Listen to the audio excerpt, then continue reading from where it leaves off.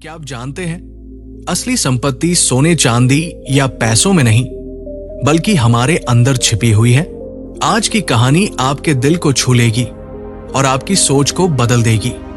गौतम बुद्ध और एक भिखारी के बीच हुई एक अद्भुत बातचीत से हमें यह सीखने को मिलेगा कि असली खुशियां और संपत्ति क्या होती है। लेकिन दोस्तों, इस तरह की प्रेरणादायक कहानियां अगर आप और सुनना चाहते हैं तो अभी उड़ान इंस्पायर्स यूट्यूब चैनल को सब्सक्राइब करें। आपके एक क्लिक से हमें और ज्यादा प्रेरणादायक कंटेंट लाने का हौसला मिलता है। तो चलिए जुड़ते हैं इस अद्भुत कहानी के साथ और जानते हैं कि सच्ची संपत्ति क्या है। एक बार गौतम बुद्ध अपने शिष्यों के साथ एक गांव में ठहरे हुए थे। वहां के लोग अपनी परेशानियों को लेकर उनके पास आते और समाधान पाकर खुशी खुशी लौट जाते। गांव के बाहर सड़क किनारे एक भिखारी बैठा करता था। उसने देखा कि जो लोग पहले उदास और चिंता में डूबे होते, वे बुद्ध से मिलकर मुस्कुराते हुए लौटते। भिखारी को बड़ा आश्चर्य हुआ। वो सोचने लगा, ये महात्मा ऐसा क्या करते हैं जो सबकी समस्याएं हल हो जाती हैं? आखिरकार भिखारी ने तय किया कि वह भी अपनी समस्या लेकर बुद्ध के पास जाएगा।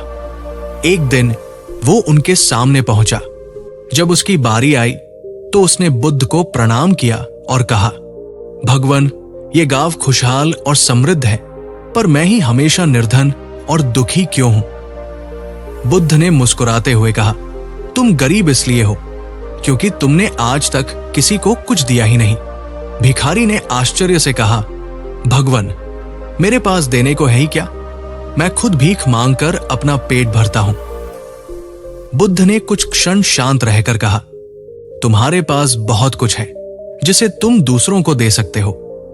थोड़ा सोचो, ईश्वर ने तुम्हें कितनी बड़ी संपत्तियां दी है। सबसे पहले तुम्हारे पास मुस्कान है। इसे बांटकर तुम दूसरों को खुशी और आशा दे सकते हो। तुम्हारे पास मीठे वचन हैं जो किसी का दिन बना सकते हैं, और तुम्हारे हाथ हैं जिनसे तुम लोगों की मदद कर सकते हो। ये चीजें किसी भी दौलत से कम नहीं है। फिर उन्होंने आगे कहा, सच्चा निर्धन वह है जो अपने भीतर की इस दौलत को पहचानता नहीं। निर्धनता केवल मन का भ्रम है। जब तुम देने की भावना अपनाओगे तो तुम्हारे पास सब कुछ होगा। बुद्ध के वचनों ने भिखारी की आंखें खोल दी। उसने मुस्कुराते हुए कहा, भगवान, आज आपने मुझे सच्ची संपत्ति का एहसास कराया। अब से मैं अपनी मुस्कान, अपने शब्द और अपनी मदद दूसरों को दूंगा। उस दिन के बाद भिखारी ने अपने व्यवहार में बदलाव किया। वो लोगों की मदद करता, अच्छे शब्द कहता और मुस्कुराता। धीरे धीरे उसकी जिंदगी खुशियों से भर गई।